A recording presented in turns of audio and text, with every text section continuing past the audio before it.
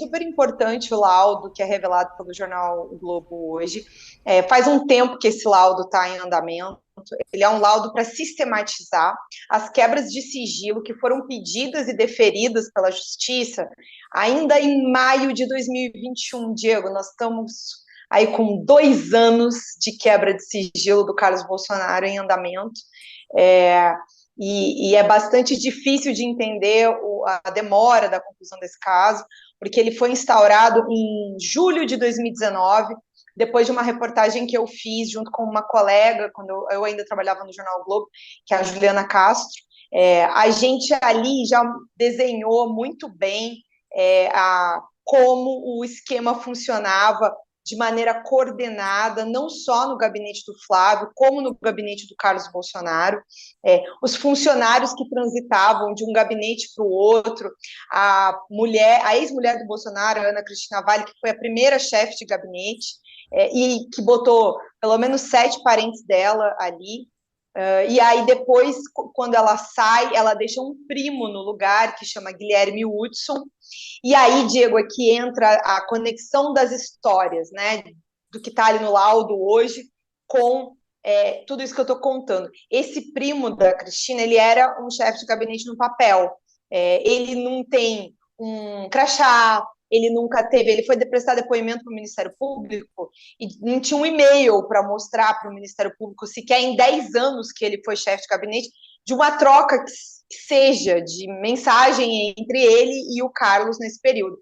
E ele fica até o final de 2018, é só a partir dali que o Jorge Fernandes vai aparecer formalmente como chefe de gabinete do Carlos Bolsonaro, embora esteja nomeado como assessor do Carlos desde janeiro de 2001. E, Diego, adivinha quem é que indicou o Jorge Fernandes para ir para o gabinete do Carlos Bolsonaro? Quem? Jair Bolsonaro, né? Evidentemente. Que Ele surpresa, hein, foi Diego? Que surpresa, hein? Ficou surpreso agora, Tudo em né? família, né?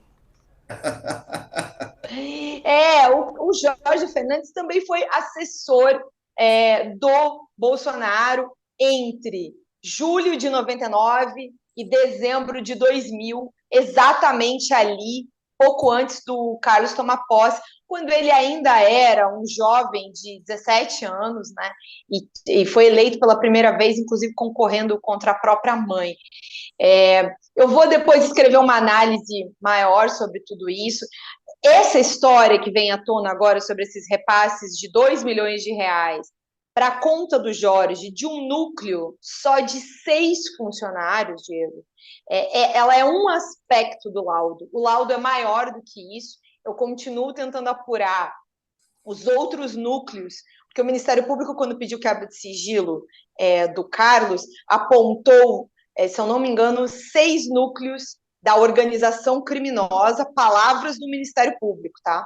Para o juiz da primeira vara especializada criminal do Rio de Janeiro.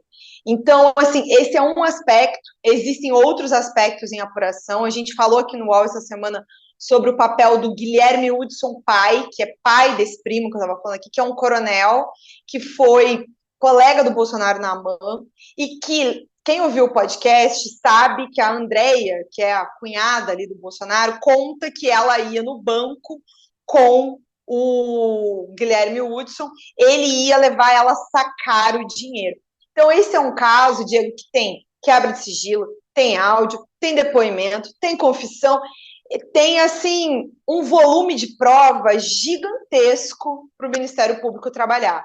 Então, é estranho a demora para essa conclusão do caso, mas parece que ele está andando agora, deve andar um pouquinho mais rápido, pelo que a gente apurou aí nos bastidores esses últimos dias, mas a gente continua aqui acompanhando para trazer notícia para você aqui no UOL News. Perfeito. Amanhã você vai soltar um texto, né, com algumas novidades aí. Trouxe já alguns spoilers pra gente. Tem mais algum Agora, outro assim? Diego, Só pra gente? Deixa eu Oi. perguntar uma coisa para a Ju, se ela É. não acha que esse valor que veio à tona agora, 2 milhões, eu não sei se já era sabido, acho que a conta foi feita agora, né, me parece. 2 milhões dão a dimensão de quanto. Porque quando você fala rachadinha, parece que é um valor pequeno que pega de cada um e não é um crime de grande monta, mas quando foi feita aí a contabilidade do que rendeu essa retirada do salário de cada um, chega a ser um valor de 2 milhões. Isso é um crime bem grande, né? Ao contrário do que o nome faz parecer, né, Ju? Chico, tem um outro aspecto além disso. 2 milhões, estamos falando de depósitos da conta de 6 assessores, só 6, ao longo de 10 anos. Mas o que mais é importante que as pessoas tenham noção é que nesses esquemas, muita coisa não anda na conta de ninguém, não.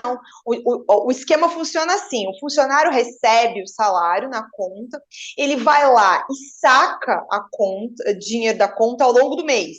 Eles às vezes sacam tudo de uma vez só, na boca do caixa, às vezes sacam 3, 4 saques de 2, 3, 4 mil reais, dependendo do valor, e aí eles vão tirando meio que quase tudo. Em média, é 80%, 90% do salário. E aí eles entregam em espécie. Em geral, é em espécie. Então, assim, isso que aparece é meio que só a ponta do iceberg, esses 2 milhões. Então, 2 milhões é 6 funcionários e o que apareceu na conta do Jorge. O que já não é desprezível, né? 2 milhões já não é desprezível. O que já é um valor bastante total, né? alto.